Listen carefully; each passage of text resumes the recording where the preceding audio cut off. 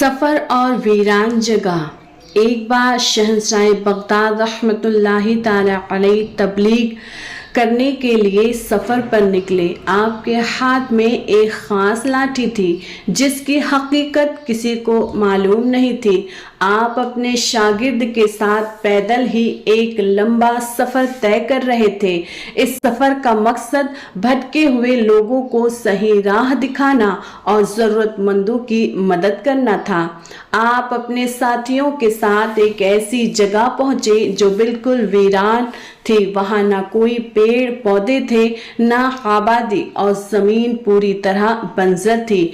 ऐसा लगता था जैसे उस जमीन पर कुछ भी उगाना नामुमकिन हो। सफर करते करते आप एक ऐसी जगह पहुंचे जहां का माहौल देखते ही दिल मायूस हो जाए। चारों तरफ दूर दूर तक सिर्फ रेत ही रेत के टीले थे। जमीन इतनी बंजर और सूखी थी कि उस पर कोई घास का तिनका तक न था। आसमान तपिश से, गर्मी से धुंधला था और हवा में सिर्फ और सिर्फ गर्म थपेड़े थे जो हर चीज को बेजान कर रहे थे। ऐसा लगता था जैसे जिंदगी ने सदियों से इस जमीन से मुंह मोड़ लिया हो। यहाँ पूरा इलाका बेआबो गिया वीरान था। इस हौलनाक सन्नाटे और वीराने के बीच लेकिन उस वीरान जगह में एक पेड़ खड़ा था। वहां एक सूखा हुआ बेजान पीपल का दरख्त था जिसकी जड़ें जमीन से बाहर निकली हुई थी। यहाँ पेड़ बेशक सूखा था लेकिन गिरा नहीं था, बल्कि अपनी जगह मजबूती से खड़ा था। तभी आपके शागिर्द में से एक ने कहा, हुजूर, यहाँ तो इतना सूखा हुआ है कि यहाँ कोई परिंदा तक आकर नहीं बैठता, लेकिन यहाँ लोग कौन हैं जो इसके चारों ओर खड़े हैं? आपने ध्यान से देखा तो वहां कुछ हिंदू लोग खड़े थे जो उस सूखे पेड़ के चारों ओर दायरा बनाए हुए थे।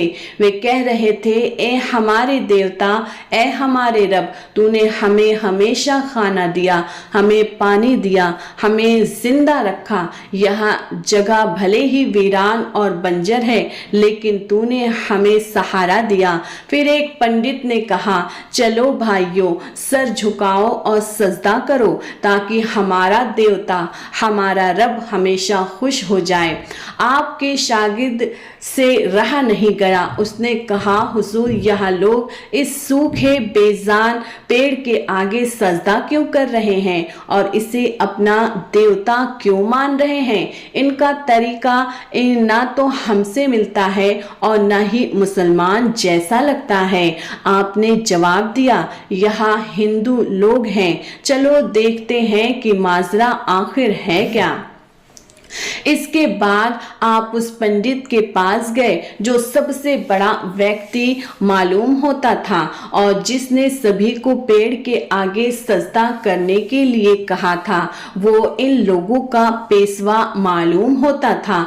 आपने उससे पूछा, आप लोग कौन हैं और इस पेड़ के बारे में कैसा क्यों कह रहे हैं? पंडित आपकी शख्सियत से हैरान था। वह डर के मारे 3 कदम पीछे हट गया। आपका चौड़ा सीना, ताकत से भरा शरीर, रोशन चेहरा और खूबसूरत कपड़े, आपकी मुस्कान ने उनके मन में सम्मान और डर दोनों पैदा कर दिया था। वह समझ गया था कि आप एक पहुंचे हुए बुजुर्ग हैं। खुद को संभालते हुए उसने कहा, हम इस पेड़ को अपना देवता मानते हैं। यहाँ बहुत बहुत ताकतवर है। पहले यहाँ पेड़ हरा भरा था और हमें जो भी चाहिए होता यहाँ हमें देता था। यहाँ इलाका जो सूना और बंजर और वीरान दिखता है, कभी जिंदगी से भरा पूरा हरा हुआ था। उसने बताया, इस पेड़ की वजह से हमें हर जरूरत पूरी होती थी। फिर एक दिन यहाँ अचानक तबाही आ गई। एक काली आंधी ने सब कुछ उजाड़ दिया, लेकिन सबसे बड़ी विपत्ति और आफत तब आई जब हमारा यह देवता हमसे नाराज हो गया। इसके बाद पूरा इलाका सूख गया, वीरान हो गया और बंजर बन गया। हम इसे मनाने की हर मुमकिन कोशिश कर रहे हैं। आपके शागिर्द ने पूछा, तो तुम्हारे लोग अब कहाँ गए? पंडित ने जवाब दिया, यहाँ पानी की कमी हो गई थी, जानवर भूख और प्यास से मरने लगे थे, इसी कारण हमारे लोग यहाँ से चले गए हैं। अब हम एक दूसरी बस्ती में रहते हैं जहाँ एक नदी थी, लेकिन अब वहाँ नदी भी सूख चुकी है। हम बड़ी मुश्किलों से तपती गर्मी में रेत पर चलकर दूर दूर इलाके से पानी लाते हैं। आपने उसकी बात को बीच में रोक के पूछा, तो तुम्हें क्या लगता है यह बरकती पेड़ अब तुम्हारे लिए क्या कर सकता है? पंडित बोला, यह पेड़ हमारे लिए बहुत कुछ कर सकता है। यह हमें वही देता था जो केवल एक देवता दे सकता है। इसीलिए हमने जान लिया है कि यही दरख्त हमें जिंदगी देने वाला है, हमारी खुशियां लौटाने वाला है और हमारी हर दुआ सुनने वाला है। आप रहमतुल्लाहि ताला अलैहि ने सबकी बातें सुनने के बाद कहा, यह पेड़ जिसके आगे तुम सर झुका रहे हो तुम्हें कुछ भी नहीं दे सकता। यह खुद मखलूक बनाई हुई चीज है, इसे भी किसी ने बनाया है, इसका भी एक खालिक यानी बनाने वाला है। सोचो यह तुम्हें जिंदगी कैसे दे सकता है? पंडित गुस्से में बोला, आप कैसी बातें कर रहे हैं? यह हमारा खुदा है, यह दरख्त हमें बीमारी से निजात देकर शिफा देता है। यह शांत बिल्कुल नरम लहजे में बोले, यह पेड़ सूख रहा है, यह खत्म हो रहा है और तुम इसकी हिफाजत कर रहे हो, इसे पानी दे के फिर से जान देने की कोशिश कर रहे हो। अगर यह तुम्हारा खुदा होता तो इसे तुम्हारी हिफाजत करनी चाहिए थी। याद रखो, जो चीज खत्म हो सकती है वह कभी खुदा नहीं हो सकती। इसीलिए तुम उससे मांगो जो सब कुछ देने वाला है, जो हमेशा से है और हमेशा रहेगा। पंडित ने पूछा, वह कौन है जिसके बारे में आप बता रहे हैं? शहंशाह बगदाद रहमतुल्लाहि ताला अलैहि ने गुस्से और जलाल में कहा, वह अल्लाह है, उसकी बराबरी कोई नहीं कर सकता। वह ना होता है ना थकता है, वह कभी हमसे बेखबर नहीं होता, ना वह इंसान जैसा है ना दरख्त या जानवर जैसा। तुम उससे मांगो जो सबको पालने वाला है। पंडित अभी भी जिद पर अड़ा था। उसने कहा, हम तो इस दरख्त से ही मांगेंगे, यही हमारा खुदा है। तब आप बोले, अच्छा किसी ऐसे इंसान को बुलाओ जो इस पेड़ से बात कर सके, शायद वह उसकी बात मान ले। पंडित ने कहा, ऐसा कोई इंसान कहाँ मिलेगा? इसने मेरी नहीं सुनी, फिर ऐसा कौन होगा जिसकी यह बात मानेगा? आपने जवाब दिया, अगर मैं इससे बात करूं तो तुम्हें बुरा तो नहीं लगेगा?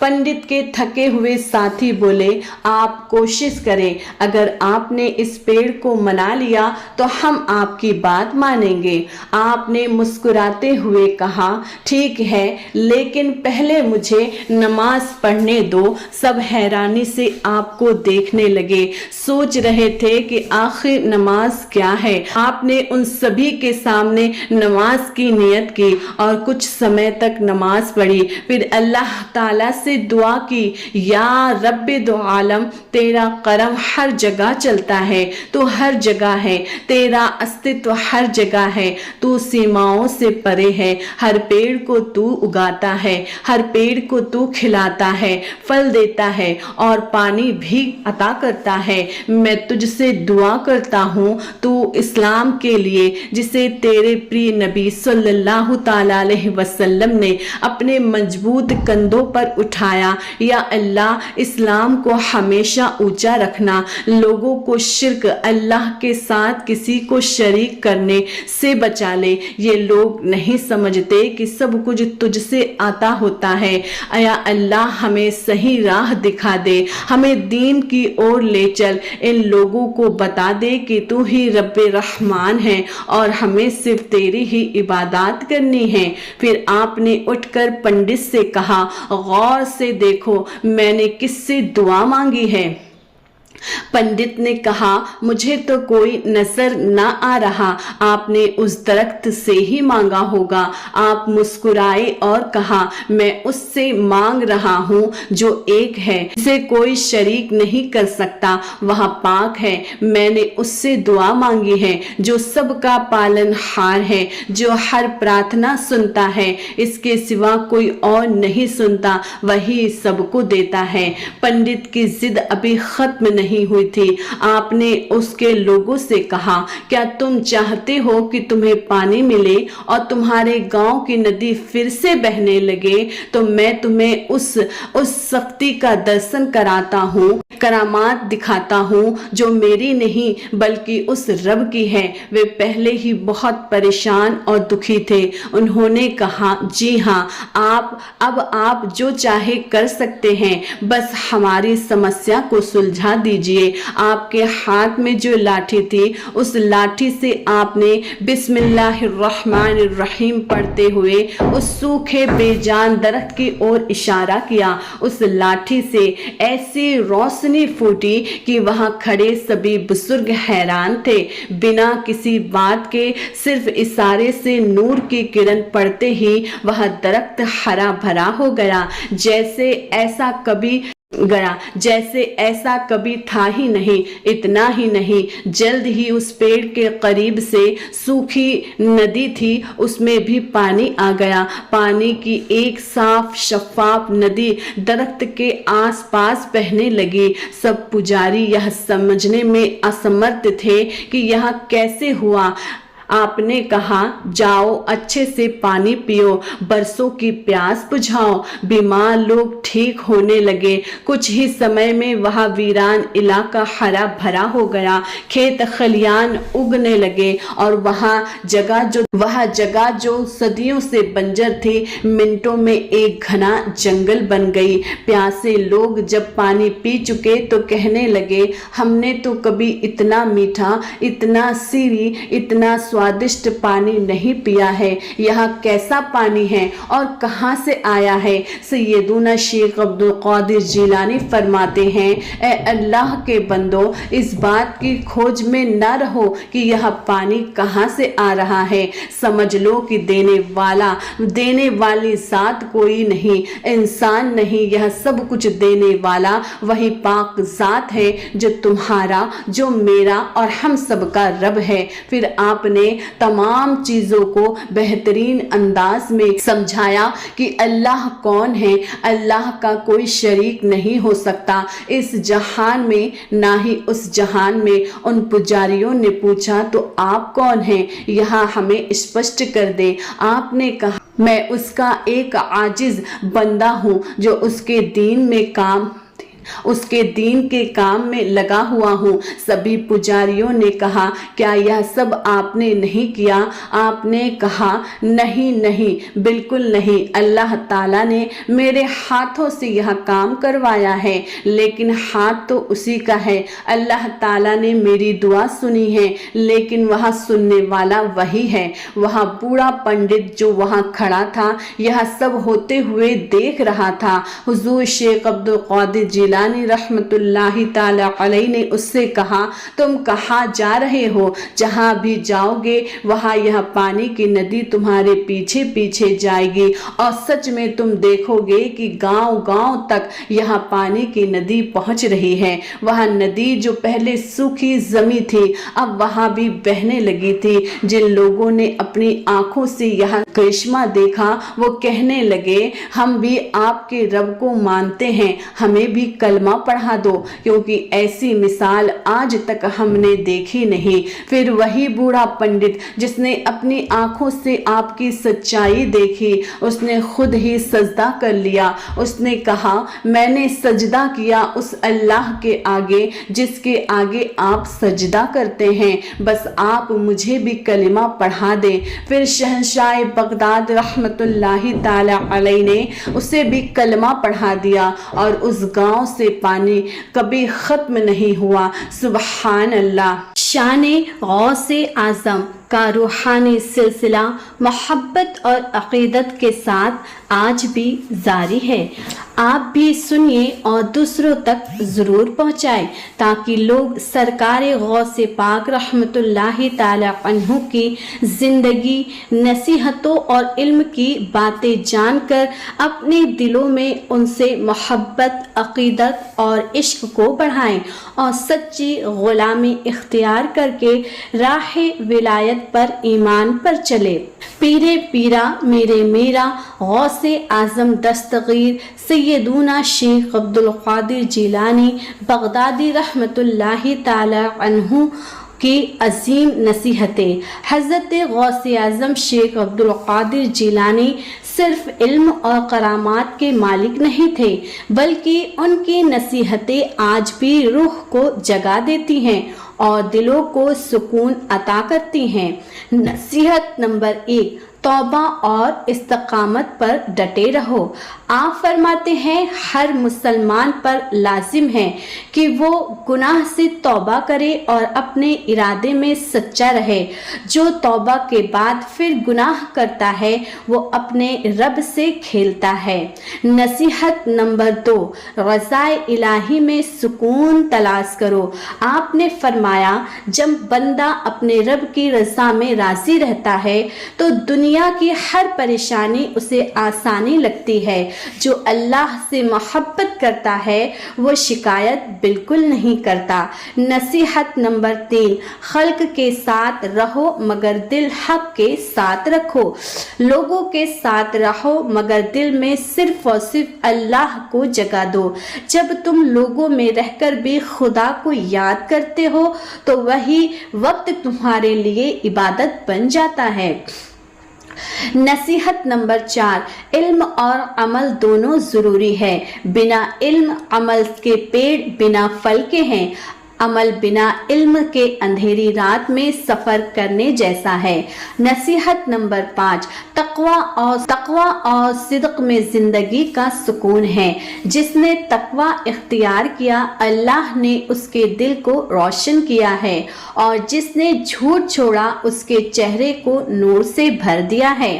ارشادات غوث اعظم، میرے بیٹے ہر کام سے پہلے بسم اللہ کہو کیونکہ وہ برکت کی چابی ہے۔